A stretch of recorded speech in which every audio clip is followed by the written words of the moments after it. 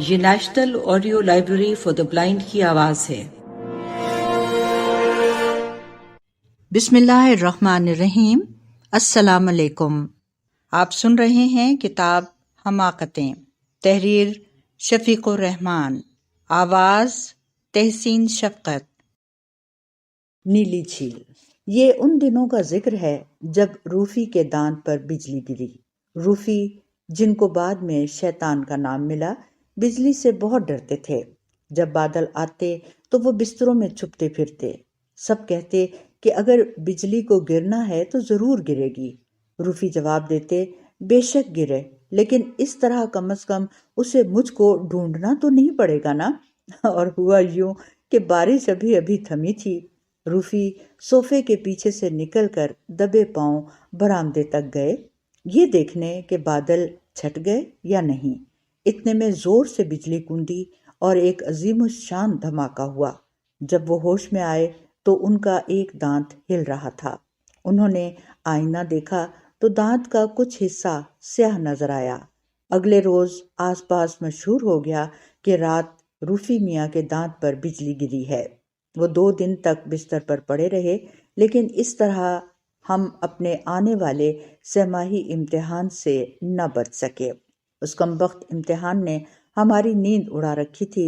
Master صاحب نے ہمارے ساتھ خاص رعایت کی اور ازراہ کرم امتحان چند دنوں کے لیے ملتوی کر دیا۔ ہمارے ماسٹر صاحب بڑے خونخوار قسم کے آدمی تھے۔ یوں تو وہ بیچلر آف آرٹس تھے، لیکن ہمیں بعد میں پتہ چلا کہ شادی شدہ ہیں اور کئی بچوں کے باپ ہیں۔ وہ ان حضرات میں سے تھے جو آپ سے سوال پوچھیں گے کہ آپ کی طرف سے خود جواب دیں گے اور پھر آپ کو ڈانٹیں گے بھی کہ جواب غلط تھا۔ ان کے نوکر کی زبانی معلوم ہوا کہ انہیں نیند میں بولنے اور چلنے پھرنے کی بیماری تھی، اور وہ سوتے ہوئے پیدل چلا کرتے تھے، حالانکہ ان کے پاس ایک ٹانگا تھا اور ایک سائیکل۔ انہیں کھیل کود کا شوق بھی تھا، لیکن فقط اتنا کہ ریفری بن کر خوش ہو لیا کرتے تھے۔ ایک مرتبہ وہ فٹ بال کے میچ میں ریفری تھے کہ یک لخت ہوش میں آ گئے اور گیند لے کر خود گول کر دیا۔ روفی کے ابا ہمیشہ ان سے کہا کرتے تھے کہ ماسٹر صاحب، آپ اس علاقے میں فٹ بال کے نمبر 2 کھلاڑی ہیں۔ ایک روز ماسٹر صاحب نے ان سے پوچھا کہ نمبر 1 کھلاڑی کون ہے؟ وہ بولے، پتہ نہیں۔ ساری کلاس کا امتحان ہو چکا تھا، صرف میں اور روفی رہتے تھے۔ نچلی جماعتوں میں روفی کے چھوٹے بھائی ننھے میاں باقی تھے، کیونکہ اس بجلی کے گرنے کے سلسلے میں بھی بطور تیماردار وہ شریک تھے۔ میں اور روفی مجرموں کی طرح کمرے میں داخل ہوئے۔ ماسٹر صاحب نے ہمیں بتایا کہ وہ ہمارا فقط زبانی امتحان لیں گے اور بالکل آسان سے سوال پوچھیں گے۔ گھبرانے یا ڈرنے کی کوئی ضرورت نہیں۔ انہوں نے روفی سے پوچھا، تمہیں کس نے بنایا؟ روفی ہاتھ سے اشارہ کرتے ہوئے بولے، جناب، اتنا تو مجھے خدا نے بنایا تھا، اور اس کے بعد میں خود بڑھا ہوں۔ اس وقت تم ایک چھوٹے سے لڑکے ہو، جب بڑے ہوگے تو کیا بنو گے؟ میں انسان بنوں گا۔ تم نے ایسی عجیب آنکھیں کہاں سے پائیں؟ جی، یہ میرے چہرے کے ساتھ ہی آئی تھیں۔ اب ماسٹر صاحب مجھ سے مخاطب ہوئے، بتاؤ، ہاتھی کہاں پائے جاتے ہیں؟ جناب، ہاتھی اتنے بڑے ہوتے ہیں کہ ان کے کھوئے جانے کا سوال ہی پیدا نہیں ہوتا۔ میرا مطلب ہے کہ ہاتھی ملتے کہاں ہیں؟ جہاں اور ہاتھی ملتے ہوں گے وہاں۔ کیا یہ سچ ہے کہ ہاتھیوں کا حافظہ بے حد تیز ہوتا ہے اور وہ کبھی نہیں بھولتے؟ جی، ہاتھیوں کے پاس یاد رکھنے کے لیے باتیں ہی کون سی ہوتی ہوں گی۔ اچھا، یہ بتاؤ کہ لومڑی کی کھال کا کیا فائدہ ہے؟ ظاہر ہے کہ لومڑی کو گرم رکھتی ہے۔ ماسٹر صاحب کا چہرہ روفی کی طرف پھر گیا۔ اگر ایک شخص نے ایک الو 15 روپے 3 آنے 1 پائی میں خریدا اور 7 روپے 10 آنے 11.5 پائی میں بیچ دیا تو اسے کتنا نقصان ہوا؟ جناب، میں نے آج تک الو اتنا مہنگا بکتا نہیں دیکھا، میں نے ڈرتے ڈرتے کہا۔ اور تم نے؟ میں نے بھی کبھی الو دیکھا ہی نہیں، روفی بولے۔ غضب خدا کا، تو آج تک تم نے الو نہیں دیکھا؟ اب وہ چلا کر بولے کہ میری طرف دیکھو، نیچے کیا دیکھ رہے ہو؟ اچھا، میں سوال پھر دہراتا ہوں۔ ماسٹر صاحب نے سوال دہرایا، بتاؤ کتنا نقصان ہوا؟ جی روپوں میں نقصان ہوا اور آنے پائیوں میں نفع، روفی بولے۔ اچھا، آج تم نے جو سب سے عجیب واقعہ دیکھا ہو بیان کرو۔ جناب، آج میں نے چند آدمیوں کو ایک گھوڑا بناتے دیکھا۔ لکڑی کا گھوڑا؟ میں نے پوچھا۔ جی نہیں، اصلی گھوڑا، جیتا جاگتا گھوڑا، لیکن جب میں نے دیکھا تو وہ تقریباً اسے مکمل کر چکے تھے اور ان کے کھروں میں میخیں ٹھونک رہے تھے۔ ثابت کرو کہ قلم تلوار سے اہم ہے۔ جناب، تلوار سے چیک پر دستخط نہیں کیے جا سکتے۔ ماسٹر صاحب کچھ خفا ہو چلے تھے۔ انہوں نے میری طرف دیکھا اور بولے، آسٹریلیا کہاں ہے؟ جی وہ جغرافیہ کے 50ویں صفحے پر۔ جغرافیے میں نہیں، ویسے بتاؤ کہ وہ کہاں ہے؟ جناب، آسٹریلیا کرۂ ارض پر ہے۔ اچھا، اب یہ بتاؤ کہ تربوز کے کیا فوائد ہیں؟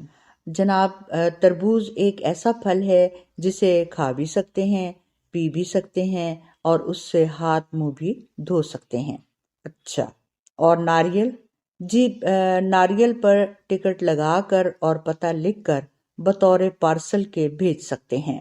اچھا، یہ بتاؤ کہ حروف اضافت کیا ہوتے ہیں؟ جناب، حروف اضافت وہ ہوتے ہیں جو اضافہ کرتے ہیں اور جنہیں پڑھ کر کچھ اور حروف یاد آ جاتے ہیں۔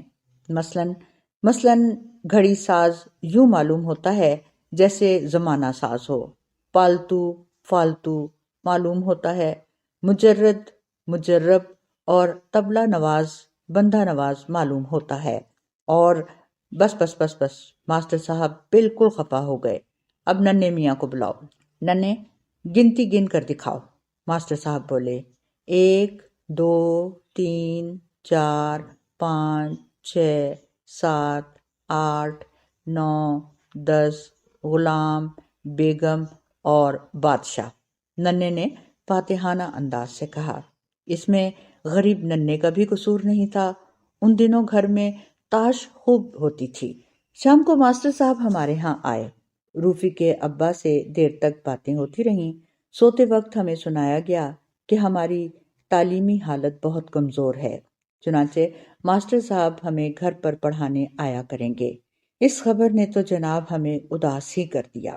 اگلے روز اتوار تھا۔ الگ صبح ہم نے مچھلیاں پکڑنے کا سامان لیا اور جھیل کا رخ کیا۔ اس ٹیوشن کی نئی مصیبت نے ہمیں غمگین کر دیا تھا۔ یوں معلوم ہوتا تھا کہ جو رہی سہی آزادی میسر تھی وہ بھی چھن گئی ہے۔ جھیل کے شفاف اور نیلے پانی پر ہلکی ہلکی دھند چھائی ہوئی تھی۔ دور بادلوں کے چھوٹے چھوٹے ٹکڑے ہوا میں تیر رہے تھے۔ کناروں پر پھولدار بیلیں اور پودے جھکے ہوئے تھے اور بے شمار تتلیاں اڑ رہی تھیں۔ جھیل کے کنارے دور دور تک چلے گئے تھے۔ دوسرا کنارہ بہت دور تھا اور کبھی کبھار ہی دکھائی دیتا تھا۔ جب بارش تھمی ہو یا دن بالکل صاف ہو تو ہر بار کسی نئی شکل میں دکھائی دیتا۔ کبھی دور دور تک محل اور قلعے دکھائی دیتے، کبھی گھنے اور سرسبز باغ اور کبھی ریت کے ٹیلے اور نخلستان نظر آتے۔ ہم ہر اتوار جھیل کے کنارے گزارتے۔ بڑے اہتمام سے مچھلیاں پکڑنے کا پروگرام بنتا، مچھلیاں بھوننے کا سامان بھی ساتھ ہوتا۔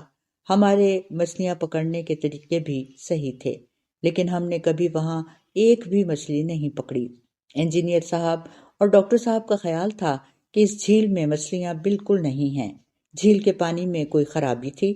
معدنیات کے کچھ ایسے اجزاء شامل تھے جن میں مچھلیاں زندہ نہیں رہ سکتی تھیں، لیکن ہمیں اس پر بالکل یقین نہ آیا۔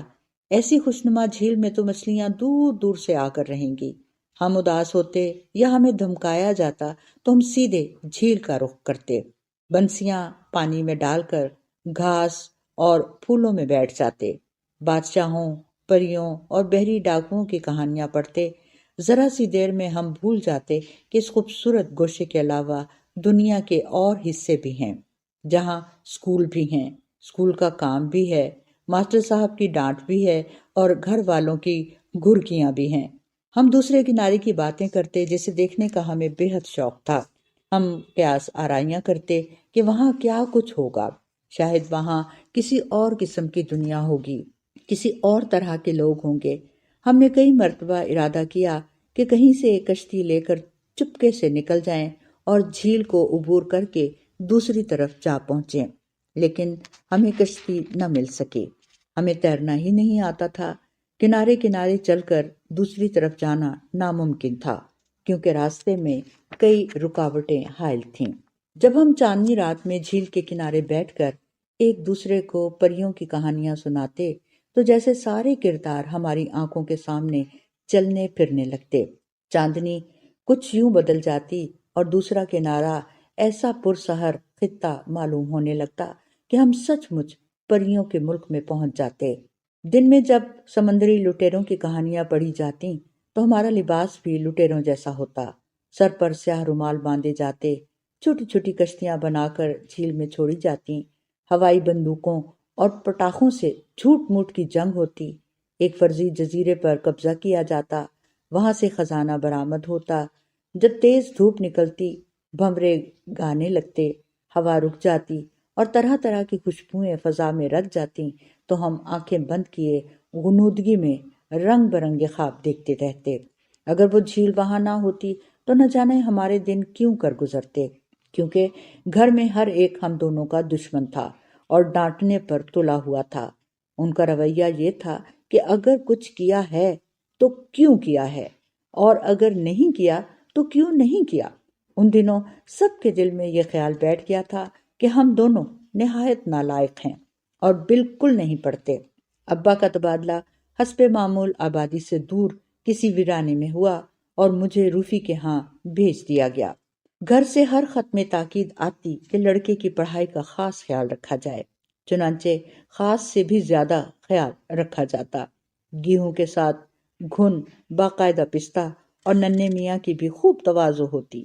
ننھے میاں سونے سے پہلے بڑے خشوع و خضوع سے دعا مانگتے کہ یا رب العالمین ہمارے کنبے والوں کو نیک ہدایت دے اور انہیں بتا کہ چھوٹے بچوں کے ساتھ کیسا سلوک کیا جاتا ہے، کیونکہ اب تک یہ لوگ اس سے بالکل بے بہرہ ہیں۔ جناب گھر میں کئی نوکر تھے، جن میں سب سے سینئر رستم تھا۔ وہ ادھیڑ عمر کا تھا، اس کا تکیہ کلام رکھی ہے تھا۔ کوئی پوچھتا میاں رستم میری اینک کہاں گئی؟ جواب ملتا جی فرش پر رکھی ہے۔ میرے کاغذات یہاں تھے کہاں گئے؟ جی ردی کی ٹوکری میں رکھے ہیں۔ میرا بٹوا کہاں گیا؟ جی حوض کی تہ میں رکھا ہے۔ ننھے میاں پھینک آئے ہیں۔ اسے ریڈیو کا بے حد شوق تھا، جب دیکھو ریڈیو سے کان لگائے سن رہا ہے۔ ایک مرتبہ کھانا کھاتے وقت کسی نے رکابی کی طرف اشارہ کر کے پوچھا یہ کیا چیز ہے؟ رستم فوراً بولا بہاگ کا خیال ہے بلمپت لے میں۔ ویسے اس وقت ریڈیو پر پریکا گانا بھی ہو رہا تھا۔ ہمیں باورچی نے بتایا کہ ہم اٹھ کر رستم یوں دعا مانگتا ہے، اے خدا اس وقت دن کے 6:15 بجا چاہتے ہیں، اب آپ اردو میں دعا سنیے۔ یہ دعا دوپہر کو 1 بجے اور رات کے 9 بجے پھر مانگی جائے گی۔ اس دعا کی خاص سرخیاں یہ ہیں۔ پھر جب وہ دعا مانگ چکتا تو کہتا کل پھر میں اسی وقت دعا مانگوں گا۔ اچھا اب اجازت دیجیے، آداب عرض۔ اور بعض اوقات تو رستم دعا کے بعد خدا کو موسم کا حال بھی بتایا کرتا۔ باورچی بے حد موٹا تھا، اتنا کہ تصویر کھینچتے وقت اس کی کئی تصویریں لینی پڑتی تھیں تاکہ وہ مکمل آ جائے۔ وہ ہر وقت ہنستا رہتا تھا۔ اکثر اس سے پوچھا جاتا کہ ہنستے کیوں ہو؟ جواب ملتا جناب شکل ہی ایسی ہے۔ اس کی گفتگو سن کر یوں معلوم ہوتا تھا جیسے ریڈیو پر دیہاتی پروگرام ہو رہا ہو۔ بعض اوقات وہ جان بوجھ کر بہرا بن جاتا، ہم آوازیں دیتے رہتے اور وہ بالکل نہ سنتا۔ ایک مرتبہ روفی چلاتے رہے اور وہ ساتھ کے کمرے میں چپ چاپ سنتا رہا۔ ہم کھڑکی سے اسے دیکھ رہے تھے۔ اس سے جب پوچھا گیا کہ اتنی آوازیں اسے کیوں سنائی نہیں دیں تو بولا میں نے آپ کی پہلی آوازیں نہیں سنی، صرف چوتھی آواز سنی تھی۔ ایک مرتبہ ہمارا گھوڑا کھو گیا، سب نے باری باری ڈھونڈا، کسی کو نہ ملا۔ باورچی گیا اور گھوڑے کو پکڑ لایا۔ پوچھا کہ یہ تمہیں کس طرح مل گیا؟ بولا سب سے پہلے میں نے یہ سوچا کہ اگر میں گھوڑا ہوتا اور کھوئے جانے کی نیت ہوتی تو میں کہاں جاتا، بس میں سیدھا اسی جگہ گیا اور گھوڑا وہیں کھڑا تھا۔ گھر میں جناب بہت سے پالتو جانور اور پرندے تھے۔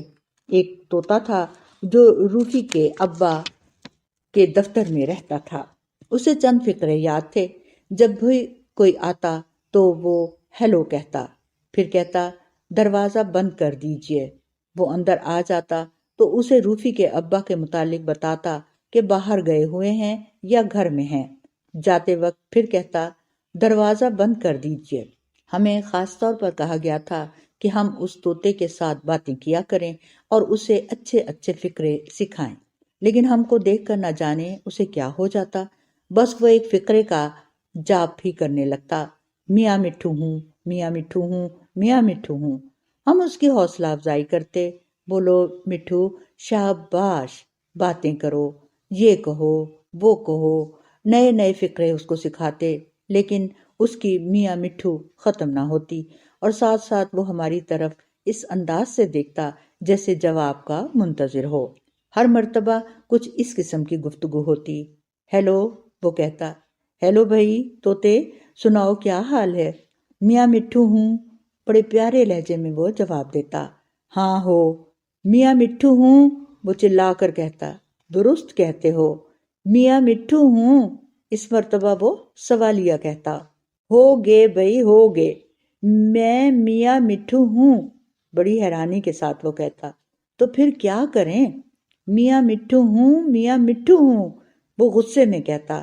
مان لیا بابا، مان لیا، عجب نامعقول سے طوطے ہو تم، میاں مٹھو ہوں، میاں مٹھو ہوں، میاں، اور ہم وہاں سے چلے آتے۔ کچھ سفید رنگ کی موٹی موٹی ایرانی بلیاں بھی تھیں جو اس قدر مغرور تھیں کہ کسی کو خاطر میں نہ لاتی تھیں۔ البتہ ایک چھوٹی سی بلی بڑی ذہین اور سمجھدار تھی، وہ ہمیں صبح صبح جگانے آتی، چپکے سے پلنگ پر چڑھ کر پاؤں میں ہلکی سی گدگدی کرتی، جگا کر ایک کونے میں انتظار کرتی کہ کہیں ہم دوبارہ تو سو نہیں گئے۔ بڑے کمرے میں کچھ قالین تھے، اتنے خوبصورت کہ انہیں فرش پر دیکھ کر ہمیں بڑا افسوس ہوتا۔ وسط میں جو بڑا قالین تھا اس کا کچھ حصہ جل گیا تھا، اس طرح کہ وہاں پر نہ صوفہ رکھا جا سکتا تھا اور نہ ہی کوئی میز۔ جب کبھی مہمان آتے تو وہی عقل مند بلی اس جلے ہوئے حصے پر بٹھا دی جاتی۔ وہ کچھ اس انداز سے وہاں بیٹھتی جیسے اسے کسی کی بھی کچھ پرواہ نہیں ہے۔ اسے لاکھ بلاتے، بہلاتے، پھسلاتے، پیار کرتے، لیکن وہ وہاں سے تب تک نہ ہلتی جب تک مہمان چلے نہ جاتے۔ باہر والوں میں سے کسی کو پتہ نہ تھا کہ ہمارا خوبصورت قالین جلا ہوا ہے۔ ان دنوں روفی اور میں اوپر کے کمرے میں رہتے تھے، لیکن روفی کا خیال تھا کہ سطح سمندر سے زیادہ بلندی کی وجہ سے اس کی آب و ہوا بہتر ہے۔ خیر، ہماری ٹیوشن شروع ہو گئی۔ دن بھر اسکول میں رہتے، شام کو ماسٹر صاحب تشریف لاتے جو چلتے وقت فالتو کام بھی دے جاتے، جس کے لیے دیر تک ہمیں جاگنا پڑتا۔ بعض اوقات روفی کے ابا ہمیں سیر پر لے جاتے اور راستے بھر انواع و اقسام کی ہدایتیں ملتی، یہ کرو، یہ مت کرو، اگر یوں کرو تو یوں ضرور کرو، اور اگر یوں نہیں کرتے تو یوں بھی مت کرو۔ ایک روز انہوں نے ہمیں کلب جانے کو کہا، بولے اس طرح تمہاری معلومات میں اضافہ ہوگا اور گفتگو کرتے وقت اب جو جھجک محسوس ہوتی ہے وہ بھی دور ہو جائے گی۔ چنانچہ ہم ان کے ساتھ کلب گئے۔ جا کر دیکھتے کیا ہے کہ جی ایک بہت بڑی سجی سجائی عمارت سنسان پڑی ہے اور ایک لمبے سے کمرے میں بہت سے معمر حضرات بالکل بیزار بیٹھے ہوئے ہیں۔ ہم بھی ایک کونے میں چوروں کی طرح کھڑے تھے کہ انجینئر صاحب نے بلایا اور پاس بٹھا لیا۔ کچھ دیر خاموشی رہی، پھر انہوں نے کہا، بھئی لڑکو، کچھ بات چیت کرو۔ میں نے روفی کی طرف دیکھا، انہوں نے میری طرف اشارہ کیا، میں نے گلا صاف کیا اور سوچنے لگا کہ کیا کہوں۔ چند روز پہلے ہم نے سنا تھا کہ شاہ امان اللہ خان نے تخت چھوڑ دیا ہے، چلو اسی سے گفتگو شروع کرتے ہیں۔ وہ جی آپ نے سنا ہے کہ امان اللہ خان نے تخت چھوڑ دیا ہے؟ ہم نے ان سے سوال کیا۔ اچھا، کب؟ انجینئر صاحب نے پوچھا۔ جی وہ کچھ دن ہوئے ہیں۔ ان کی بغل میں جو صاحب بیٹھے تھے بولے کہ کس نے تخت چھوڑ دیا؟ جی امان اللہ خان نے۔ اف ہو، یہ کہہ کر وہ خاموش ہو گئے۔ کیا ہوا؟ کون تھا؟ ایک صاحب جو ان کے بالکل قریب بیٹھے تھے کہنے لگے، جی وہ امان اللہ خان نے تخت چھوڑ دیا ہے۔ اوہو! ان کے سامنے بیٹھے ہوئے صاحب کچھ دیر کے بعد چونک کر بولے، یہ کن صاحب کا ذکر ہو رہا ہے؟ جی امان اللہ خان صاحب کا۔ کیا ہوا انہیں؟ انہوں نے تخت چھوڑ دیا ہے جی۔ اچھا بھئی، یہ اکیلے اکیلے کیا باتیں ہو رہی ہیں، ہمیں بھی تو بتاؤ۔ ایک طرف سے ایک آواز آئی، جی وہ امان اللہ خان نے تخت چھوڑ دیا ہے۔ اوفو، بڑا افسوس ہوا۔ ویسے وہ تھے کون؟ جی بادشاہ تھے۔ کہاں کے؟ افغانستان کے۔ اچھا؟ میرے دانے ہاتھ پر بیٹھے ہوئے صاحب یکلخت اچھل پڑے۔ کیا کسی نے تخت چھوڑ دیا؟ جی ہاں۔ کس نے؟ امان اللہ خان نے۔ اور امان اللہ خان نے؟ اوہو! کچھ دیر تو خاموشی رہی، پھر سامنے کے صوفے پر ایک صاحب ہڑبڑا کر اٹھے۔ یہ کوئی کسی کے کچھ چھوڑ دینے کا ذکر کر رہا تھا، کیا ہوا؟ جی وہ امان اللہ خان نے تخت چھوڑ دیا۔ ارے!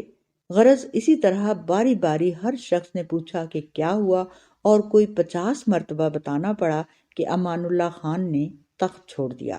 ہم نہایت بیزار ہو کر واپس لوٹے۔ گھر میں سب بیٹھے باتیں کر رہے تھے۔ جھیل کی باتیں شروع ہو گئیں۔ مچھلیوں کے متعلق ان کی شبہات بدستور موجود تھے۔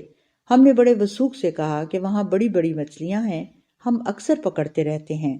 ہم نے کئی مرتبہ انہیں بھونا بھی ہے۔ بولے، اچھا اس مرتبہ پکڑو تو گھر لانا، ہم بھی چکھیں گے۔ خیر، اگلے اتوار کو ہم صبح سے شام تک پانی میں بنسیاں ڈالے بیٹھے رہے، لیکن کچھ نہ ملا۔ واپسی پر بازار میں مچھلی والے سے بڑی بڑی مچھلیاں خریدی گئیں اور باورچی کے حوالے کی گئیں۔ اتفاق سے اس شام کو سب کہیں باہر مدعو تھے۔ گھر میں صرف میں اور روفی تھے، اور ایک بزرگ جو ننھے میاں کو ساتھ بٹھا کر کھانا کھلایا کرتے تھے۔ رات کے وقت بزرگ کو اچھی طرح دکھائی نہ دیتا تھا۔ ننھے میاں پہلے تو دسترخوان پر بیٹھتے، پھر چپکے سے اٹھ جاتے۔ ادھر بلیاں قطار باندھے کیو لگائے منتظر ہوتیں اور بڑے اطمینان سے ساتھ آ بیٹھتیں۔ وہ یہی سمجھتے تھے کہ ننھے میاں ساتھ بیٹھے ہیں، چنانچہ وہ بار بار بلیوں سے کہتے، برخوردار، بھوکے مت رہنا۔ چیزیں اٹھا اٹھا کر ان کے سامنے رکھتے، یہ کھاؤ، یہ چکھو برخوردار، یہ بھی بہت اچھا ہے۔ ادھر بلیاں بڑے سکون سے کھاتیں۔ چنانچہ ہماری خریدی ہوئی مچھلیاں اس رات بلیوں نے کھائیں۔ اگلی مرتبہ ہم جھیل پر گئے اور واپس آتے وقت مچھلیاں خرید کر لائے تو نہ جانے کس کے مشورے سے مچھلیاں ڈاکٹر صاحب کے ہاں بھیج دی گئیں۔ اس سے اگلی مرتبہ انجینئر صاحب بھی ہمارے ساتھ تھے، ان کے ہاں وہ مچھلیاں چلی گئیں۔ پھر ایک روز کیا ہوا کہ سب کے سامنے مچھلیاں والا حساب لے کر آ گیا۔ ادھر ہمارا جیب خرچ ختم ہو چکا تھا اور مچھلیاں ادھار آ رہی تھیں۔ سب کو پتہ چل گیا، ہمارا خوب مذاق اڑا۔ ہمیں ہدایت کی گئی کہ آئندہ جھیل پر نہ جایا کریں، ہم وہاں محض وقت ضائع کرنے جاتے ہیں، جب وہاں مچھلیاں ہیں ہی نہیں تو جانا بالکل بے سود ہے۔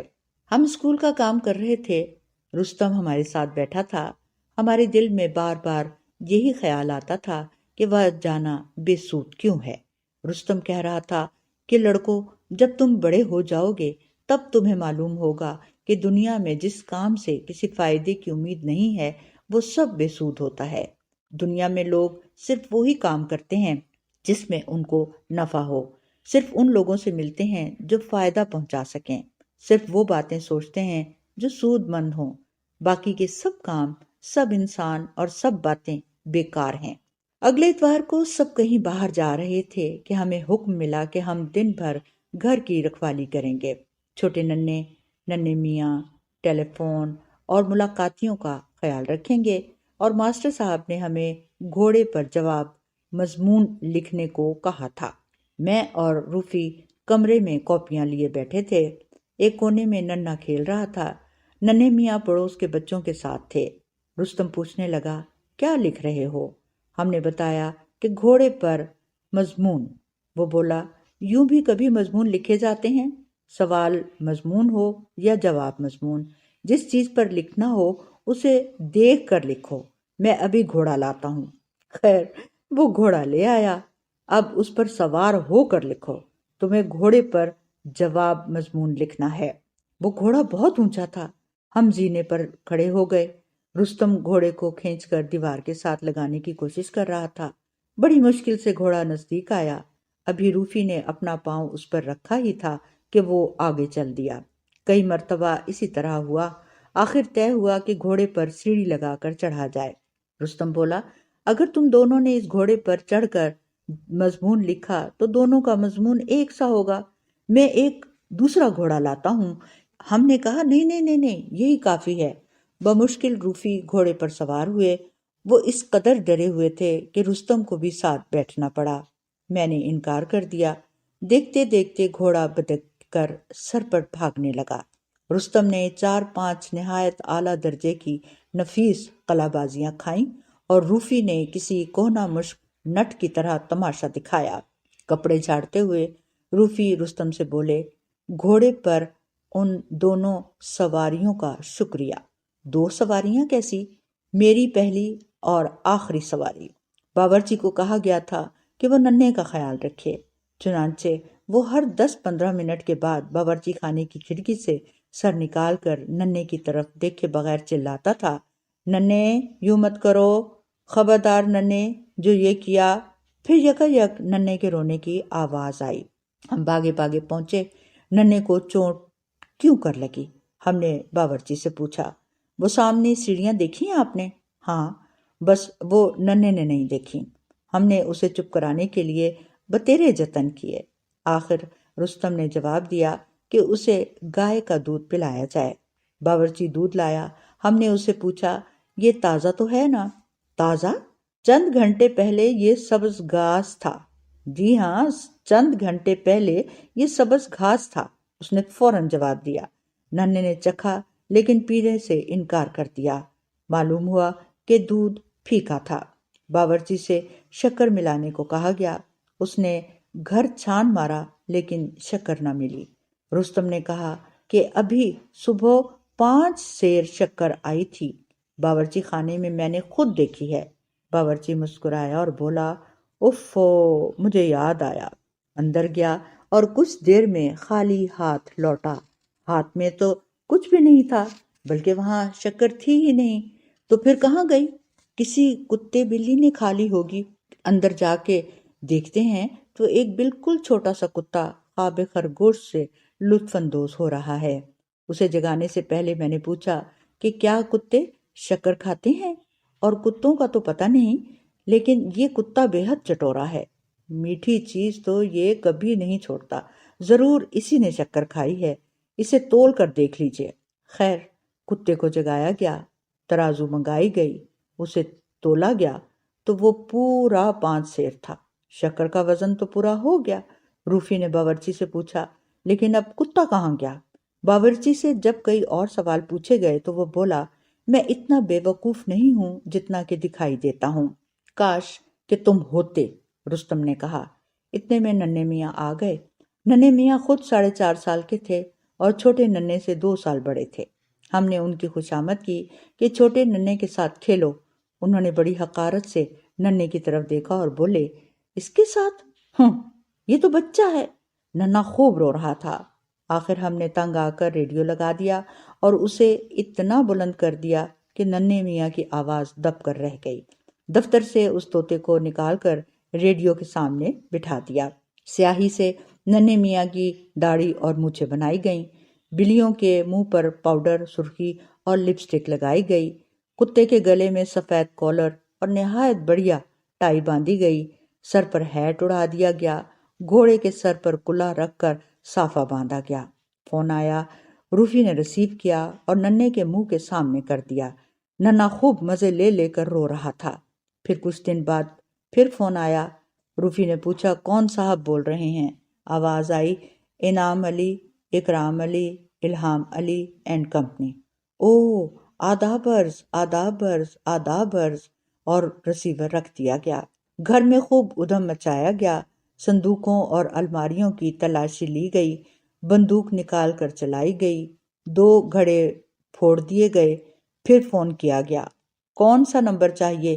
آپریٹر نے پوچھا۔ کوئی سا نمبر دے دیجئے، روفی بولا۔ آپ بتائیے۔ اچھا، خود کوئی اچھا سا نمبر دے دیجئے اپنے آپ سے۔ نہیں نہیں نہیں، آپ واللہ آپ بتاتے ہیں یا نہیں؟ روفی نے ڈائل پر لکھا ہوا نمبر پڑھا۔ مجھے یہ نمبر نہیں چاہیے، بلکہ ایسا کریں کہ مجھے یہی نمبر دے دیں۔ یہ تو آپ کا نمبر ہے، تو پھر میں اپنے آپ سے گفتگو کرنا چاہتا ہوں۔ جب شام کو سب آئے تو ہم بڑی سنجیدگی سے سوال نکال رہے تھے۔ ننا رونے کے شغل سے تنگ آ کر سو چکا تھا۔ ننے میاں کے متعلق پوچھا گیا کہ وہ کہاں ہیں۔ کچھ دیر میں وہ سب کے سامنے سے گزرے۔ وہ کچھ چیزیں چرائے لیے جا رہے تھے۔ منہ سفید کریم سے لپا ہوا تھا۔ انہیں پکڑا گیا۔ معلوم ہوا کہ آپ نے وینیشنگ کریم لگائی ہے اور آپ کا خیال ہے کہ آپ یہ کریم لگا کر سب کی نگاہوں سے اوجھل ہو چکے ہیں اور آپ کو چوری کرتے ہوئے کوئی دیکھ نہیں رہا۔ صبح صبح باہر آہٹ ہوئی۔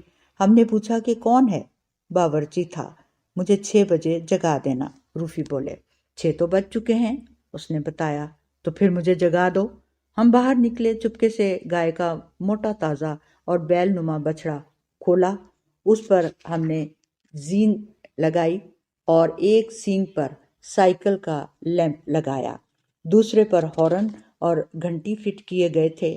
ہم دونوں سوار ہو کر سیر کے لیے نکلے۔ روفی نے دونوں سینگ یوں پکڑے تھے جیسے وہ موٹر چلا رہے ہوں۔ لیمپ روشن تھا۔ ہم ہارن بھی بجاتے تھے اور گھنٹی بھی۔ ماسٹر صاحب بالکل ہمارے پڑوس میں رہتے تھے۔ انہوں نے مرغیاں، بطخیں، خرگوش اور نہ جانے کیا کیا الا بلا پال رکھی تھی۔ راستے میں طے ہوا کہ آج دوپہر کو چھت پر چڑھ کر آئینے کی مدد سے ان کے پرندوں اور جانوروں پر سورج کی شعاعیں پھینکی جائیں۔ دوپہر کو روفی اندر سے ایک بڑا آئینہ اٹھا لائے۔ ہم نے شعاعیں پھینکیں۔ مرغیاں اور بطخیں اڑ کر سڑک پر چلی گئیں۔ کچھ ہمارے ہاں آ گئیں۔ خرگوش اندر جا چھپے اور پھر روفی کے ہاتھ سے جو آئینہ پھسلا ہے تو چور چور ہو گیا۔ ہم نے رستم کو بتایا۔ وہ بولا غضب ہو گیا۔ یہ آئینہ تو بہت پرانا تھا، کئی نسلوں سے آپ کے خاندان میں چلا آتا تھا۔ ہم بہت ڈرے۔ وہ بولا اچھا، میں موقع پا کر صاحب سے کہہ دوں گا کہ وہ آئینہ جو نسلاً بعد نسلاً آپ کے ہاں چلا آتا تھا۔ ہاں، اسے کیا ہو گیا؟ ہم نے بے صبری سے پوچھا۔ اسے اس نسل نے توڑ دیا۔ ہم منتیں کرنے لگے کہ کسی کو مت بتانا، ہم دوسرا خرید لائیں گے۔ بالکل ایسا ہی۔ مصیبت یہ تھی کہ ہم ان دنوں مفلس تھے۔ ہماری سائیکل پر اتنے پنکچر لگ چکے تھے کہ سائیکل والا خود بھی عاجز آ چکا تھا۔ آخری مرتبہ جب میں نے ایک اور پنچر لگوانے گیا تو اس نے مجھے ٹیوب دکھائی۔ پنچروں پر پنچر اور ان پر اور پنچر لگے ہوئے تھے، اور وہ بولا کہ اب میں صرف یہ کر سکتا ہوں کہ اس ٹیوب پر ایک نئی ٹیوب چڑھا دوں، بس۔ ادھر روفی کے پاس بھی کچھ نہیں تھا۔ ہم نے رستم سے ادھار کے لیے کہا۔ وہ بولا مجھے تو پڑوسیوں نے کنگال کر رکھا ہے، سب کچھ ادھار لے جاتے ہیں۔ بعض اوقات جو چیزیں میں خود ادھار لاتا ہوں وہ بھی انہیں بھی ادھار لے جاتے ہیں۔ میری تنخواہ، میرے برتن، میرے کپڑے، صندوق، سب کچھ ان کے ہاں رہتا ہے۔ ان کے ہاں میری اتنی چیزیں ہیں کہ اپنے گھر کے مقابلے میں ان کے ہاں میرا زیادہ جی لگتا ہے۔ یہاں تک کہ ایک روز وہ میرے مصنوعی دانت اور اینک بھی ادھار لے گئے۔ ہم بڑے گھبرائے۔ آخر طے ہوا کہ باورچی سے روپے مانگے جائیں، اور مانگتے وقت اسے باورچی نہ کہا جائے بلکہ خانسامہ کہا جائے۔ مشکلوں سے اس نے وعدہ کیا کہ وہ کسی سے ادھار لے کر ہمیں کل روپے دے گا اور ہم اسے 11 بجے بڑے بازار میں ملیں گے۔ ہم اسکول سے بھاگ کر بازار پہنچے۔ دیر تک انتظار کرنے پر بھی وہ ہمیں نہ ملا۔ ادھر یہ بھی ڈر تھا کہ کہیں کوئی ہمیں بازار میں دیکھ نہ لے۔ آخر ہم ایک دکان میں جا گھسے اور یوں ہی قیمتیں پوچھنے لگے۔ روفی نے ایک مفلر کی قیمت پوچھی۔ دکاندار بولا 50 روپے۔ لا حول ولا قوت! اور اس قلم کی کیا قیمت ہے؟ 2 لا حول ولا قوتیں، یعنی 100 روپے۔ اچھا، کوٹوں کا کپڑا تو دکھا دیجئے۔ ہم کپڑوں کو بھی دیکھ رہے تھے اور سڑک کی طرف بھی۔ تھوڑی سی دیر میں ہم نے سارے تھان الٹ پلٹ کر رکھ دیے۔ یہ دکاندار بولا تو کون سا کپڑا پسند آیا پھر آپ کو؟ جناب معاف کیجئے، ہمیں کپڑا نہیں خریدنا تھا، دراصل ہم اپنے باورچی کی تلاش میں ہیں، تو اگر آپ کا یہ خیال ہے کہ آپ کا باورچی ان 2 باقی ماندہ تھانوں میں لپٹا ہوا ہے تو میں وہ تھان بھی دکھائی دیتا ہوں۔ وہ بقیہ تھان لینے مڑا اور ہم وہاں سے بھاگ کھڑے ہوئے۔ آخر کار ہمیں باورچی مل ہی گیا۔ اتنی دیر لگا دی؟ پتہ بھی ہے کہ اب کیا وجہ ہے؟ ہم نے اس سے شکایتاً کہا۔ میں مختلف آدمیوں سے وقت پوچھتا رہا، کوئی کچھ بتاتا ہے، کوئی کچھ۔ وہ سامنے دیکھو، ایک کلاک میں پورے 12 بجے ہوئے ہیں۔ ارے! وہ چونک پڑا، یہ کلاک کی دوسری سوئی کہاں گئی؟ ہم نے بالکل ویسا ہی آئینہ خریدا۔ واپسی پر اس نے بتایا کہ میں ڈاک لانے کا بہانہ کر کے آیا ہوں، اس لیے ڈاک خانے ہو کر چلیں گے۔ ہم راستے بھر ڈرتے آئے کہ کہیں کوئی ہمیں اور آئینے کو دیکھ نہ لے۔ کوئی ڈاک تھی؟ اس سے پوچھا گیا۔ ڈاک تو نہیں تھی، فقط ایک خط تھا، وہ بولا۔ آئینہ رستم کو دکھایا گیا۔ اس نے ہمیں بتایا کہ اس کے سامنے وہی آئینہ 2 مرتبہ پہلے بھی ٹوٹ چکا ہے، دونوں مرتبہ نیا خریدا گیا، لیکن شکر ہے کہ وہ آئینہ جو نسلاً بعد نسلاً چلا آ رہا تھا بالکل صحیح سلامت ہے۔ رات کو ہم نے دیکھا کہ روفی کے ابا دفتر میں کام کر رہے ہیں، ان کے ڈپارٹمنٹل امتحانات ہو رہے تھے۔ روفی اندر گئے، سلام کیا اور پوچھا، سنائیے ابا جان، پرچے کیسے ہو رہے ہیں؟ اچھے ہو رہے ہیں، شکریہ۔ امتحان بالکل مشکل تو نہیں لگ رہا؟ نہیں، آسان ہے، وہ مسکراتے ہوئے بولے۔ پھر بھی آپ اتنی محنت نہ کیا کریں، اتنی دیر تک جاگا بھی مت کریں، ورنہ صحت پر برا اثر پڑے گا۔ اور ہاں، اپنی اینک سنبھال کر رکھا کریں، نوکر اکثر اسے لگا لیتے ہیں۔ روفی کے ابا کی اینک کچھ ایسی تھی کہ اسے جو لگاتا چند قدم چل کر دھڑام سے گرتا۔ ہم نے کئی مرتبہ تجربہ کیا تھا۔ روفی کے ہاں ان کے کئی رشتہ دار ملنے آئے، جن کے ساتھ بے شمار بچے تھے، نہایت شوخ اور شریر قسم کے بچے۔ روفی کی امی نے ننھے میاں سے کہا، ننھے، دادی جان کو پیار کرو۔ امی، میرا قصور؟ انہوں نے ٹھنک کر پوچھا۔ اچھا، انہیں اپنا سبق پڑھ کر سناؤ، یا چلو کوئی ضرب المثل ہی سنا دو۔ کل کا کام آج پر مت چھوڑو، ننھے میاں سینہ تان کر بولے۔ غلط ہے، سوچ کر پھر بتاؤ، ان کی امی نے ڈانٹا۔ آج کا کام پرسوں پر مت چھوڑو۔ چلو رہنے دو، ان کی دادی جان بولی۔ اچھا یہ بتاؤ کہ تم صبح کتنے بجے جاگتے ہو؟ جب سب جاگتے ہیں۔ بچوں کو تو مرغ کی اذان کے ساتھ اٹھنا چاہیے۔ جی وہ ہمارے ہاں تو مرغ ہیں ہی نہیں، تو سورج کی پہلی کرن کے ساتھ اٹھنا چاہیے۔ جی وہ ہم جس کمرے میں سوتے ہیں نا، اس کا رخ مغرب کی طرف ہے۔ ادھر بچوں نے ہمیں پریشان کر دیا۔ ایک پوچھتا تھا، بھائی جان چڑیا گھر کو چڑیا گھر کیوں کہتے ہیں؟ دوسرا یہ معلوم کرنا چاہتا تھا کہ یہ چیتے اور شیر وغیرہ سرکس سے پہلے کیا کیا کرتے تھے۔ ایک کا غبارہ اڑ گیا، وہ یہ دریافت فرما رہا تھا کہ کشش ثقل نے غبارے کو روکا کیوں نہیں۔ کشش ثقل سے ان کا اعتبار اٹھ چلا تھا۔ ایک بچے نے بتایا کہ اس نے ایک شخص کو دیکھا تھا جس کا نصف چہرہ بالکل سیاہ تھا۔ یہ کیسے ہو سکتا ہے؟ روفی نے پوچھا۔ اس کا نصف چہرہ بھی سیاہ تھا؟ دوسرا بولا، ہمارے ماسٹر صاحب بارش میں چھتری استعمال نہیں کرتے، تو وہ پھر کیا کرتے ہیں؟ وہ بس بھیگ جاتے ہیں۔ تیسرا بھاگا بھاگا آیا، امی جان میں نے باغ میں خرگوش دیکھا ہے۔ وہم ہوگا۔ اچھا تو کیا وہم کی ایک سفید دم اور 2 لمبے لمبے کان ہوتے ہیں؟ ہم تانگ آ گئے۔ عجب گستاخ اور ہونکوں بچوں سے پالا پڑا تھا۔ آخر روفی اور میں اٹھے۔ کہاں جا رہے ہو؟ کسی نے پوچھا۔ باغ میں پھل توڑنے۔ لیکن پھل تو ابھی کچے ہیں، کل ہی تو دیکھے ہیں، شاید کچھ پک گئے ہوں۔ بیٹھے رہو، پھر کبھی دیکھ لینا۔ اور یوں ہمیں بیٹھنا پڑا۔ ایک بزرگ فرما رہے تھے کہ جب میں چھوٹا سا تھا تو اس قدر نحیف تھا، اتنا کمزور تھا کہ میرا کل وزن 4 پاؤنڈ تھا۔ مجھے دنیا کی بیماریوں نے گھیر رکھا تھا۔ تو کیا آپ زندہ رہے تھے؟ ایک ننھے نے دریافت کیا۔ ایک خاتون فرما رہی تھیں کہ اس وقت ایک ملک میں ہم جاگ رہے ہیں، لیکن امریکہ کے بعض حصوں میں لوگ سو رہے ہوں گے، سست الوجود کہیں کے۔ ایک اور ننھے نے بات کاٹی، آئس کریم جلدی سے کھاؤ ورنہ ٹھنڈی ہو جائے گی۔ ایک طرف سے آواز آئی، یہ کافی تو جلی ہوئی ہے۔ دادی جان ننھے میاں سے پوچھ رہی تھیں، کیوں ننھے میاں، یہ سڑک کہاں جاتی ہے؟ جی جاتی واتی تو کہیں نہیں، ہر صبح مجھے یہیں ملتی ہے۔ اگر رات کو کہیں چلی جاتی ہو تو مجھے نہیں پتا، مگر یہ وہی سڑک تو ہے جو جرنیلی سڑک سے جا ملتی ہے، پشاور جاتی ہے۔ تو پشاور سے واپس کون سی سڑک آتی ہے؟ ایک ننھے نے پوچھا۔ ہمارے ماسٹر صاحب کی سالگرہ ہے، انہیں کیا تحفہ دیا جائے؟ آواز آئی، ایک کتاب دے دو۔ مگر ان کے پاس ایک کتاب ہے۔ دادی جان نے پھر ننھے سے سوال کیا، وہ جو سامنے جانور چر رہے ہیں کتنے ہیں؟ 22۔ کچھ دیر کے بعد جواب ملا۔ شاباش، اتنی جلدی تم نے گن بھی لیے؟ بالکل آسان ہے، پہلے میں نے جانوروں کی ٹانگیں گن لیں، پھر 4 پر تقسیم کر دیا۔ ایک صاحب جو غالباً شکاری تھے اپنی آپ بیتی سنا رہے تھے کہ کس طرح وہ جنگل میں چھپتے پھر رہے تھے اور ایک شیر ان کا تعاقب کر رہا تھا۔ بچے طرح طرح کے سوال پوچھ رہے تھے۔ شیر کا رنگ کیسا تھا؟ آپ کی شیر سے دشمنی کیا تھی؟ شیر موٹا تھا یا دبلا؟ آپ نے شیر کی کمر پر لٹھ کیوں نہیں مارا؟ کیا آپ ڈرپوک تھے جو شیر سے ڈر رہے تھے؟ وہ تھوڑی سی بات کرتے اور سب بچے چلا کر پوچھتے، پھر کیا ہوا، پھر کیا ہوا، پھر کیا ہوا، اور ساتھ ہی ساتھ بے تکے سوالوں کی بچھاڑ شروع ہو جاتی۔ وہ بالکل تنگ آ چکے تھے۔ ایک مرتبہ بچوں نے پھر پوچھا کہ کیا ہوا؟ پھر کیا ہونا تھا؟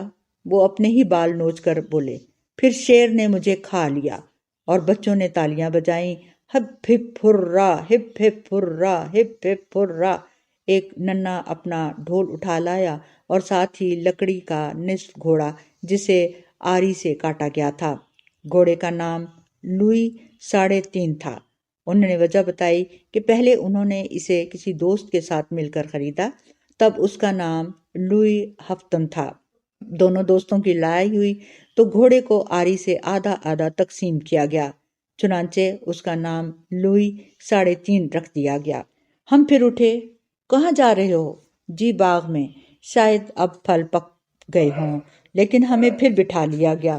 دوسرے کمرے سے ایک بچے نے صدائے احتجاج بلند کی اور نعرہ لگایا۔ ہم بھاگ کر پہنچے تو دیکھا کہ 2 بچے لڑ رہے ہیں۔ بڑا چھوٹے کی خوب تواضع کر رہا تھا۔ مشکل سے دونوں کو علیحدہ کیا۔ دادی جان کے سامنے مقدمہ پیش ہوا۔ لڑائی کی تفصیل بیان کی جا رہی تھی۔ چھوٹا بچہ ڈینگے مار رہا تھا کہ میں نے یہ کیا، میں نے وہ کیا۔ وہ کہہ رہا تھا کہ میں نے اس کو پکڑ کر اپنے اوپر گرا لیا اور اپنی ناک اس کے دانتوں میں دے دی، پھر میں نے اس کی کہنی اپنی پسلیوں میں چبو دی اور دھڑام سے اس کا مکہ اپنی کمر میں رسید کیا، پھر زور سے اس کا تھپڑ اپنے منہ پر مارا، پھر میں نے جو اس کی ٹھوکر اپنے گھٹنے میں لگائی ہے تو بس۔ ہم پھل توڑنے کے بہانے سے بمشکل وہاں سے نکل سکے۔ باغ میں روفی اور میں دیر تک سوچتے رہے کہ دنیا میں کیسے کیسے نامعقول اور بیہودہ بچے بستے ہیں۔ روفی نے کمرے کے دروازوں پر اندر کی طرف خوش آمدید لگایا تھا، اس طرح کہ جو شخص کمرے میں بیٹھا ہو اسے یہ ہر وقت نظر آتا رہے۔ یہ ماسٹر صاحب کے لیے تھا۔ روفی کے لیے نئی رضائی تیار ہو رہی تھے۔ انہیں رضائی کے نقش و نگار بے حد پسند تھے، اس لیے کہ انہیں دیکھ کر روفی کو مغل آرٹ یاد آ جاتا تھا۔ ابھی اچھی خاصی گرمیاں تھیں، لیکن رات کو وہ پنکھا چلا کر رضائی اوڑھتے تھے۔ ایک اور امتحان آ رہا تھا، ہمیں زائد کام کرنے کو کہا گیا۔ رستم پوچھنے لگا کہ اتنے پریشان کیوں ہو؟ روفی بولے، کیا بتائیں، صبح کام، شام کام، کام کام، بس کام ہی کام، تنگ آ گئے ہیں۔ اتنا کام کب سے شروع کیا؟ کل سے۔ رستم پڑھا لکھا تھا، اس نے وعدہ کیا کہ ہمارا ہاتھ بٹائے گا اور حساب کے سوال نکال دیا کرے گا۔ اس کے بعد دیر تک بڑوں پر تبصرہ ہوتے رہے، یہ مزہ کرتے رہے، یہ مزے کرتے ہیں، انہیں کوئی کام ہی نہیں ہوتا، نہ انہیں شام کو ٹیوشن کی مصیبت ہے، نہ انہیں الگ صبح اٹھنے کی قید ہے، ان کی آزمائشیں، ان کے امتحان، ان کے کڑے دن گزر چکے ہیں، وغیرہ وغیرہ۔ پھر ہمارا امتحان ہوا، ہمیں کچھ اور بتایا گیا تھا، لیکن پرچے کچھ اور آئے، چنانچہ ہم کچھ اور ہی لکھائے، بس فیل ہوتے ہوتے بچے۔ ہر ایک نے ہمیں حسب توفیق ڈانٹا۔ باورچی نے ہمدردی کے طور پر پوچھا، سنا ہے کہ آپ کا امتحان اتنا اچھا نہیں رہا، کیا بات ہوئی؟ روفے بولے، بات یہ ہوئی کہ مجھے پتہ نہیں تھا کہ کوہ سیرا نویدا، دریائے مسسپی اور ٹمبکٹو کہاں ہیں۔ میں تو ہمیشہ یہی کہا کرتا ہوں کہ اپنی چیزیں سنبھال کے رکھا کرو۔ ماسٹر صاحب ہمارے پرچے لے کر آئے ہیں۔ پہلے انہوں نے تعلیم کی اہمیت اور محنت کے فوائد پر چھوٹا سا لیکچر دیا، پھر غلطیاں گنوانی شروع کیں۔ تمہارا جغرافیہ بے حد کمزور ہے، یہ دیکھو اس نقشے میں ریلوے لائن اس جنکشن سے آگے چلتے چلتے ایک دم دریا بن جاتی ہے اور خلیج بنگال میں گرتی ہے۔ یہ چھوٹی سی جھیل سمندر کے عین درمیان واقع ہے اور اس دریا سے ایک سڑک نکلتی ہے جو واپس پہاڑوں کی طرف جاتی ہے۔ تم نے اب تک ایٹلس نہیں خریدی؟ جی نہیں، میں مہینوں سے چلا رہا ہوں کہ آخر تم ایٹلس کیوں نہیں خرید رہے؟ جی دنیا کے سیاسی حالات ذرا درست ہو لیں پھر خرید لیں گے۔ اور یہ طوفان نوح کے متعلق تم نے اوٹ پٹانگ باتیں لکھی ہیں۔ تم نے لکھا ہے کہ وہ کشتی کسی پہاڑ پر ٹھہری ہی نہیں۔ جناب، پہاڑوں پر بھی کبھی کشتیاں ٹھہری ہیں، لیکن ان دنوں سیلاب آیا ہوا تھا، چاروں طرف پانی ہی پانی تھا۔ اچھا بھلا تم اس کشتی میں ہوتے تو اسے کہاں لے جاتے؟ جی میں اس کو کسی اچھی سی بندرگاہ میں لے جاتا اور پھر ان تمام جانوروں کو باہر نکال کر انہیں ایک سرکس کھول کر دے دیتا۔ اوفو، سیلاب تھا چاروں طرف، ماسٹر صاحب سر ہلا کر بولے، اور یہ مضمون اتنا لمبا کیوں ہے؟ اسے 3 صفوں کا ہونا چاہیے تھا۔ روفی کو لمبے لمبے جواب لکھنے کا بہت شوق تھا، اگرچہ وہ ہوتے تو تھے بالکل یوں ہی سے۔ 3 صفوں کی قید کو انہوں نے یوں نظر انداز کیا کہ پہلے صفحے پر نمبر 1 لکھا، پھر دوسرے پر نمبر 2، اور اس کے بعد کئی صفوں کو اکٹھا کر کے پن کر دیا اور اس پر نمبر 3 لکھ دیا، اور پھر یہ مضمون اچھا بھی نہیں۔ جناب آپ یہ نہیں کہہ سکتے کہ یہ اچھا نہیں ہے، یہ کہہ سکتے ہیں کہ آپ کو پسند نہیں آیا۔ اچھا چلو یوں ہی صحیح کہ مجھے پسند نہیں آیا۔ اور یہ تاریخ کے پرچے میں تم نے ایجاد کیا بار بار کیوں لکھا ہے؟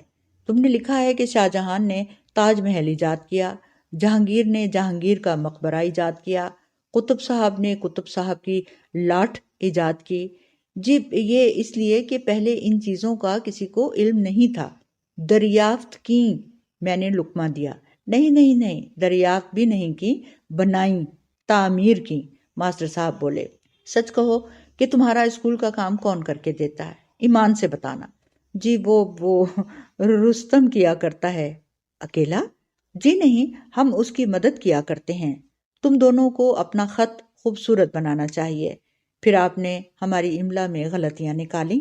ماسٹر صاحب شاید کوئی خوشخبری سن کر آئے تھے، ہم سے بالکل خفا نہیں ہوئے۔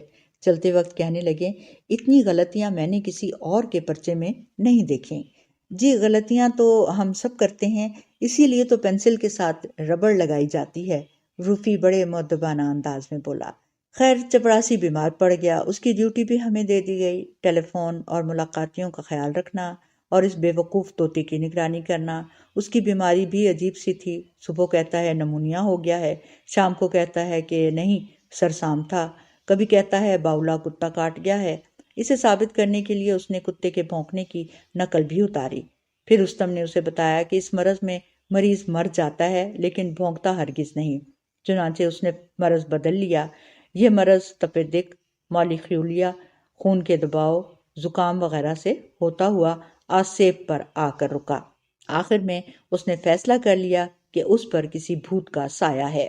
شام کو ہم باورچی خانے میں بیٹھے تھے، باورچی کھانا پکا رہا تھا، رستم پاس بیٹھا تھا، بھوتوں کے قصے ہو رہے تھے۔ رات تم سوتے ہوئے شور مچا رہے تھے، میں نے روفی سے کہا۔ میں بھونکتے ہوئے کتوں کو رات بھر دیکھتا رہا، تم نے وہ شور سنا ہوگا۔ بھوت تو میں نے دیکھا تھا پچھلے سال، باورچی بولا۔ کیسا تھا؟ ایک بہت بڑے گدھے جیسا۔ تم اپنے سائے سے ڈر گئے ہوگے، رستم نے بتایا۔ نہیں، سچ مچ کا بھوت تھا۔ اس نے میرا پیچھا کیا، میں نے بھاگ کر دروازہ بند کر لیا، پھر بھوت دیوار میں سے نکل آیا۔ پھر تم نے کیا کیا؟ میں دوسری دیوار میں سے باہر نکل گیا۔ کیا ہانک رہے ہو تم؟ رستم بولا۔ ایسے کیسے ہو سکتا ہے؟ ایسا ہوتا تھا، مگر میں اس وقت خواب دیکھ رہا تھا، یہ خواب سنا رہا ہوں۔ میں اپنی آپ بیتی سناتا ہوں، رستم کہنے لگا۔ میں ان دنوں اپنے کھیت میں کام کیا کرتا تھا، کھیت کے راستے میں قبرستان بھی پڑتا تھا اور شمشان بھی۔ ایک دفعہ کیا ہوا کہ میں رات کو کھیت میں پانی لگانے جا رہا تھا کہ شمشان سے میرے پیچھے ایک بھوت ہو لیا۔ دیکھنے میں وہ بالکل انسانی روپ میں تھا۔ اس نے مجھے کچھ نہیں کہا، بس میری نقلیں اتارنے لگا۔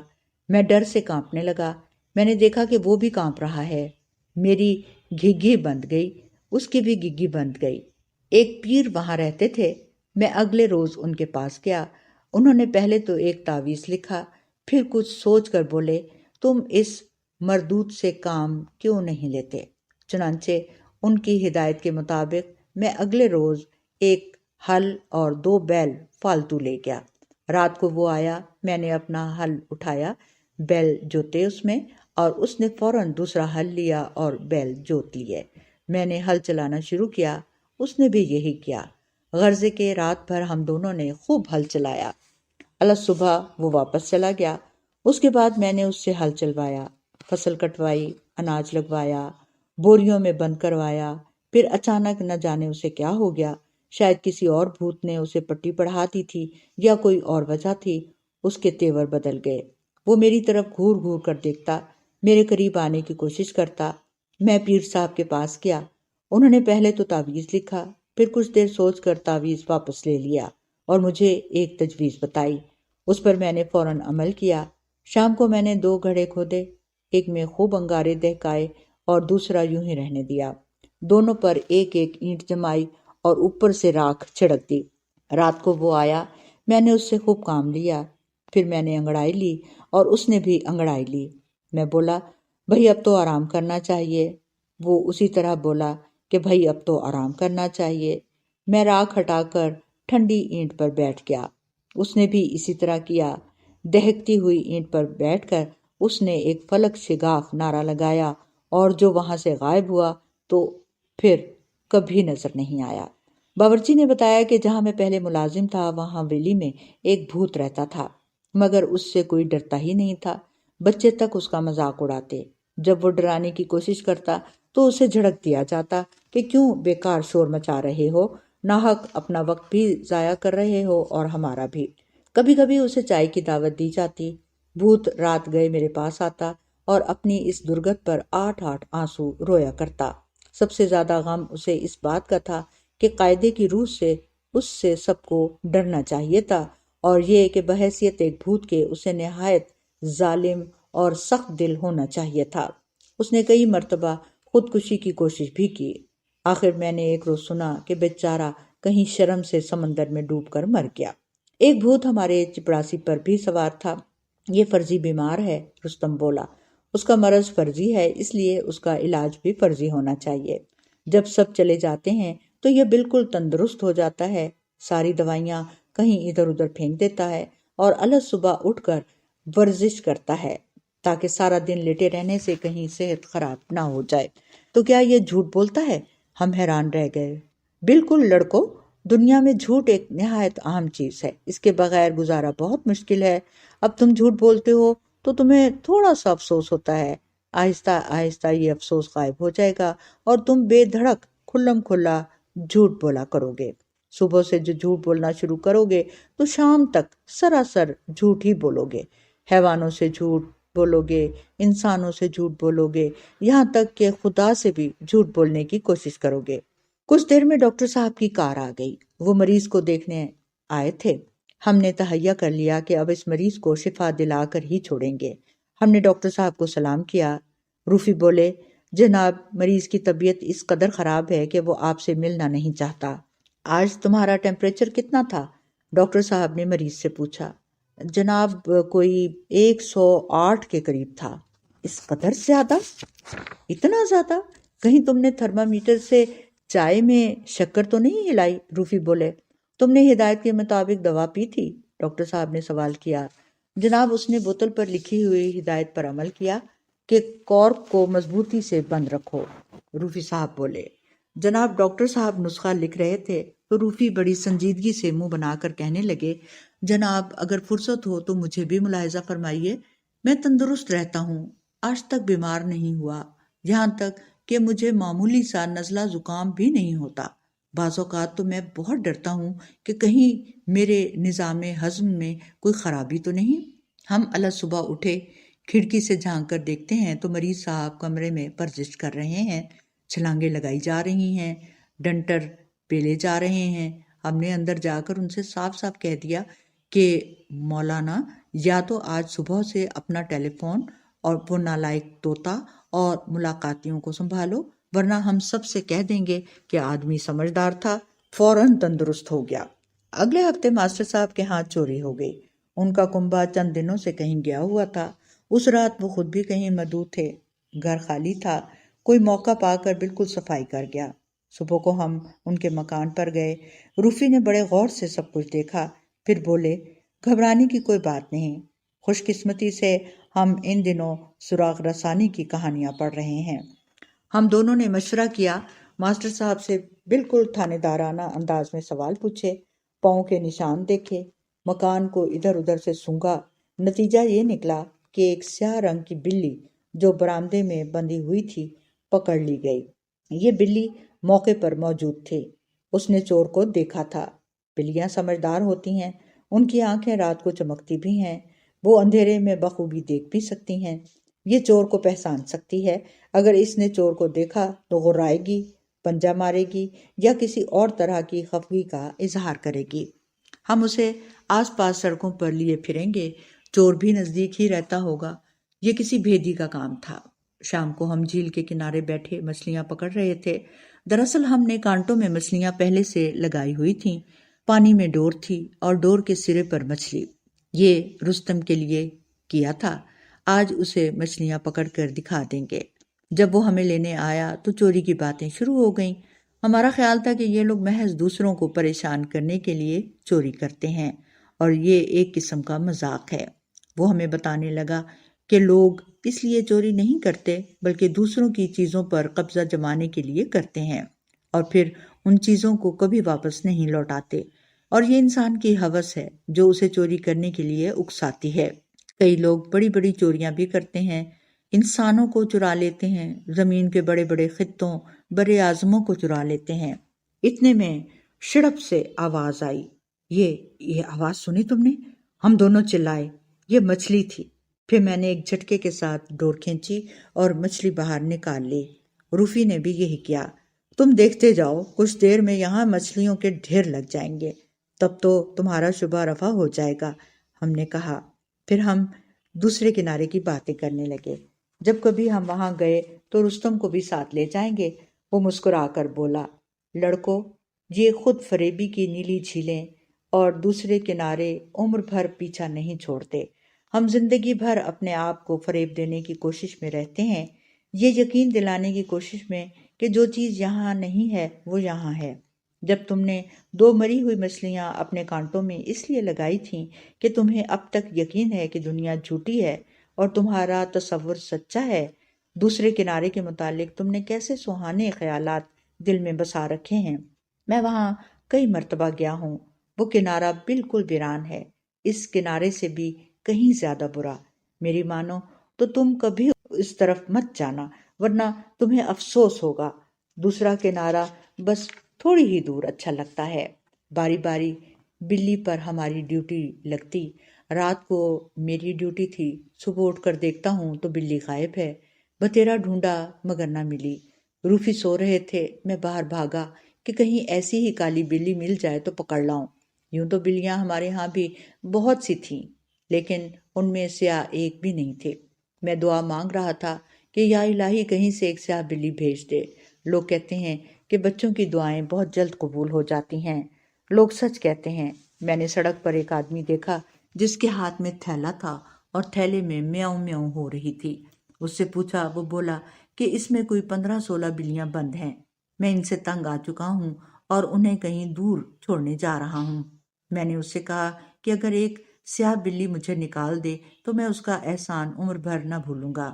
اس نے تھیلے میں ہاتھ ڈالا، پہلی بلی سفید تھی، اسے واپس ڈالا، دوسری چتکبری تھی، تیسری بھوری تھی، چوتھی بادامی۔ ادھر میرا برا حال تھا، کسی کالی بلی کے دیدار کے لیے میری آنکھیں بےتاب ہو رہی تھیں۔ خیر خدا خدا کر کے سیاہ بلی نکلی اور میں اس کو لے کر بھاگا۔ روفی کے جاگنے سے پہلے سیاہ بلی وہیں بندھی ہوئی تھی۔ یہ بلی 2-3 دنوں میں کتنی موٹی ہو گئی ہے، وہ بولے۔ واقعی یہ نئی بلی گزشتہ بلی سے بڑی تھی۔ تیسری رات یہ بلی بھی بھاگ گئی۔ بدقسمتی سے اس رات بھی میری ڈیوٹی تھی۔ میں بہت گھبرایا، اگر روفی کو پتہ چل گیا تو جان کھا جائیں گے۔ مجھے صبح تک نیند نہ آئی۔ الگ صبح میں پڑوس میں گیا، ان کے ہاں ایک سیاہ بلی رہتی تھی۔ وہ ان سے ادھار مانگی۔ پہلے تو وہ بڑے متعجب ہوئے، غالباً پہلی مرتبہ کوئی بلی ادھار مانگنے آیا تھا۔ پھر انہوں نے اس شرط پر بلی دی کہ میں تیسرے دن واپس لوٹا دوں گا۔ ساتھ ہی اس کے ناشتے، لنچ اور ڈنر کے متعلق بھی ہدایات دیں کہ بڑی ناز و نام میں پلی ہے، کہیں دبلی نہ ہو جائے۔ یہ بلی بہت موٹی تھی۔ اسے دیکھ کر روفی بولے، بھئی یہ بلی تو روز روز زیادہ سے زیادہ موٹی ہوتی چلی جا رہی ہے، حالانکہ پہلی بلیوں کو سارا سارا دن بھوکا رکھا جاتا تھا۔ یہ بلی عجب شان سے رہتی تھی۔ وہ شام دے کر آ کے کھانا کھاتی، ذرا ذرا سی بات پر برا مان جاتی اور دیر تک روٹھی رہتی۔ آتے ہی اس نے روفی کے ابا پر پنجہ اٹھایا اور روفی سوچنے بیٹھ گئے کہ سراغ رسانی کے قواعد کے مطابق تو ان پر شبہ کرنا چاہیے۔ پھر کہنے لگے کہ محض پنجہ اٹھانے سے شبہ نہیں کیا جا سکتا، بلی کو کچھ اور بھی کرنا چاہیے۔ شام کو ماسٹر صاحب آئے، ان پر بھی بلی نے نہ صرف پنجہ اٹھایا بلکہ آنکھیں بھی دکھائیں اور دانت بھی نکالے، تو گویا ماسٹر صاحب نے خود اپنا سامان چرایا۔ ان کے پوچھنے پر ہم نے تفصیل بتائی۔ وہ بولے، تم ناحق اپنا وقت ضائع کر رہے ہو، جو کچھ ہونا تھا ہو چکا، بھلا بلیوں سے بھی کوئی سراغ نکلے ہیں، اور اگر سراغ نکل گیا تو شرط رہی، جو کچھ تم کہو گے کروں گا۔ تیسرے روز مجھے وہ بلی واپس کرنا پڑی۔ نئی بلی کی تلاش میں پھر میں مارا پھرا، بڑی مصیبتوں سے ایک لڑکے سے 1 روپے میں ایک مریل سی کالی بلی خریدی۔ اسے دن بھر تو میں نے چھپائے رکھا۔ رات کو روفی نے دیکھا تو بڑا افسوس ظاہر کیا۔ ہائے ہائے بیچاری بلی، اسے کیا ہو گیا، یکلخت اتنی دبلی ہو گئی۔ ہمیں جب فرصت ملتی بلی کو باہر نکال کر لے جاتے، اسی امید پر کہ چور اب ملا۔ اور پھر خدا کا کرنا کیا ہوا کہ اسی مریل سی بلی نے، جو اس قدر صلح پسند اور خاموش طبیعت کی تھی، سب کے سامنے رسی توڑا کر چھلانگ لگائی اور چپڑاسی کے اوپر سوار ہو گئی۔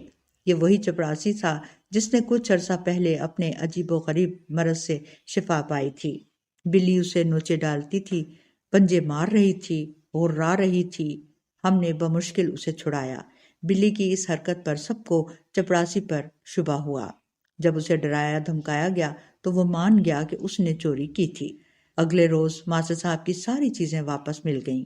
ہماری بڑی تعریفیں ہوئیں، بلی کی بھی تعریفیں ہوئیں، ہماری سراغ رسانی کو سراہا گیا، ہماری تصویریں بلی کے ساتھ اتاری گئیں۔ اور حقیقت کا صرف مجھے علم تھا، بلی کے متعلق بھی اور چور کے متعلق بھی۔ چور تو محض اپنی بدقسمتی سے پکڑا گیا۔ ہوا یوں کہ بلی 2 دن سے بھوکی تھی۔ ادھر وہ سیدھا باورچی خانے سے نکلا تھا۔ جب وہ بلی کے سامنے سے گزرا تو اس میں سے پلاؤ اور بھنے ہوئے گوشت کی خوشبو بری طرح سے آ رہی تھی۔ بلی نے جو کچھ کیا وہ سراغ رسانی کے سلسلے میں نہیں بلکہ بھوک سے تنگ آ کر کیا۔ میں اور روفی باغ میں بیٹھے تھے، سامنے پھلوں کا ڈھیر لگا ہوا تھا۔ ہمارے ذمہ یہ کام لگایا گیا تھا کہ ہم چھانٹ کر کچے پھل الگ کریں اور پکے الگ۔ روفی بڑے غور و غوض سے چھانٹ رہے تھے، ایک ایک پھل پر بڑی دیر لگاتے۔ میں نے پوچھا تو بولے، یہ انتخاب ہے جو مجھے مارے ڈالتا ہے۔ جانتے نہیں ہم آج کل کس قسم کی کہانیاں پڑھ رہے ہیں۔ میرے خیال میں پھل چکھ کر چھانٹے جائیں۔ میں نے مشورہ دیا۔ ہم نے پکے پھل کھانے شروع کر دیے۔ ماسٹر صاحب تشریف لائے اور ہمارا شکریہ ادا کرنے آئے تھے۔ لڑکوں، میں شرط ہار گیا ہوں، بتاؤ میں کیا کروں؟ آپ 50 مرتبہ خوش خط لکھیے کہ میں ہار گیا۔ روفی بولے، اور ماسٹر صاحب نے سچ مچ لکھ دیا۔ مجھے وہ دن بھی یاد ہے جب روفی اور میں جھیل کے کنارے لمبی لمبی گھاس میں بیٹھے تھے۔ رات کو بارش ہوئی تھی، صبح بالکل صاف طلوع ہوئی، خنک ہوائیں چل رہی تھیں، فضا میں بادل تیر رہے تھے، جھیل کے نیلے پانی پر ہلکی ہلکی دھند چھائی ہوئی تھی۔ ہر چیز میں نکھار تھا، تازگی تھی، یوں معلوم ہو رہا تھا جیسے دنیا ابھی ابھی تخلیق ہوئی ہے۔ ہم کہانیاں پڑھتے رہے، باتیں کرتے رہے، کھیلتے رہے، پرندوں اور ناچتی ہوئی تتلیوں کو دیکھتے رہے۔ ہماری ڈوریں پانی میں تھیں، دن بھر ہمیں مچھلیوں کا انتظار رہا۔ ہم انہیں بھوننے کا سارا سامان بھی لائے تھے۔ دن ڈھلے ہمیں رستم لینے آیا۔ ایسے خوشنما نظارے کو دیکھ کر وہ بھی ہمارے پاس بیٹھ گیا، عجیب عجیب سی باتیں سنانے لگا۔ جب رستم ایسی باتیں کرتا تو وہ ہمیں بالکل اچھا نہ لگتا۔ وہ بڑی سنجیدہ قسم کی باتیں کر رہا تھا کہ کیا ہوا جو زندگی اس خود فراموشی اور خود فریبی میں گزری، اسی طرح مسکراتے ہوئے گزر جایا کرے۔ لیکن یوں نہیں ہوتا، کوئی کتنی ہی کوشش کرے ایسا ہرگز نہیں ہوتا۔ ان خوابوں سے چونکنا پڑتا ہے۔ وہ ہمیں بتانے لگا کہ لڑکو، تم بڑے ہوگے تو تمہیں افسوس ہوگا، جوں جوں تمہارا تجربہ بڑھتا جائے گا تمہارے خیالات میں پختگی آتی جائے گی اور یہ افسوس بھی بڑھتا جائے گا۔ یہ خواب پھیکے پڑتے جائیں گے، تب اپنے آپ کو فریب نہ دے سکو گے۔ بڑے ہو کر تمہیں معلوم ہوگا کہ زندگی بڑی مشکل ہے، جینے کے لیے مرتبے کی ضرورت ہے، آسائش کی ضرورت ہے، اور ان کے لیے روپوں کی ضرورت ہے، اور روپیہ حاصل کرنے کے لیے مقابلہ ہوتا ہے، مقابلے میں جھوٹ بولنا پڑتا ہے، دھوکہ دینا پڑتا ہے، غداری کرنی پڑتی ہے۔ یہاں کوئی کسی کی پرواہ نہیں کرتا۔ دنیا میں دوستی، محبت، انس، سب رشتے مطلب پر قائم ہیں۔ محبت آمیز باتوں، مسکراہٹوں، مہربانیوں، شفقتوں، ان سب کی تہ میں کوئی غرض پوشیدہ ہے۔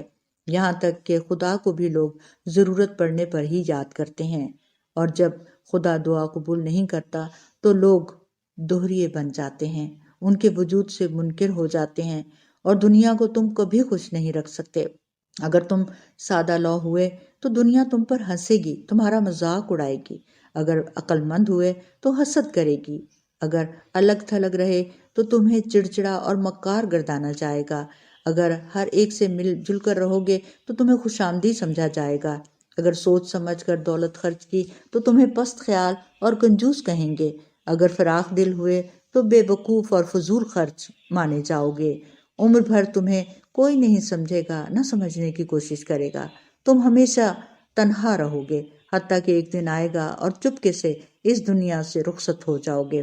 یہاں سے جاتے وقت تم حیران ہوگے کہ یہ تماشا کیا تھا، اس تماشے کی ضرورت کیا تھی۔ یہ سب کچھ اس قدر بے معنی اور بے سود تھا۔ سورج غروب ہو رہا تھا، یکایک دوسرا کنارہ جگمگا اٹھا۔ وہاں بادل کے ٹکڑوں اور دھند نے ایسا رنگین اور خوشنما محل بنا دیا کہ ہماری آنکھیں کھلی کی کھلی رہ گئیں۔ نازک سی حسین محرابیں، رنگ برنگے برج اور مینارے، بل کھاتے ہوئے زینے، دور دور تک پھیلی ہوئی فصلیں۔ ہم نے رستم کو اشارے سے یہ محل دکھایا۔ کون کہتا ہے کہ وہ کنارہ بھی ایسا ہی ہے؟ وہ دیکھو۔ پھر سب کچھ نیلا ہو گیا، آسمان، جھیل، بادل اور فضا، اور دوسرا کنارہ۔ کائنات نیلی ہو گئی۔ بادلوں کا بنا ہوا وہ حسین محل سنگ مرمر کا بن گیا، اور اس پر ہلکی ہلکی چاندنی چھا گئی۔ ان باتوں کو کافی سال گزر چکے ہیں، اور اب مجھے دور اندیش، جہاں دیدہ اور عقل مند ہونا چاہیے، لیکن بدقسمتی سے یہ طویل عرصہ مجھ میں ذرا بھی تبدیلی نہ لا سکا۔ جب کبھی زندگی کی تلخیاں سامنے آتی ہیں تو وہ حقیقتیں حسین و نازک خوابوں کو کچل ڈالتی ہیں۔ تب میں کسی ایسی ہی نیلی جھیل کے کنارے پناہ لیتا ہوں، اور زندگی میں ان جھیلوں کا تار بندھا ہوا ہے۔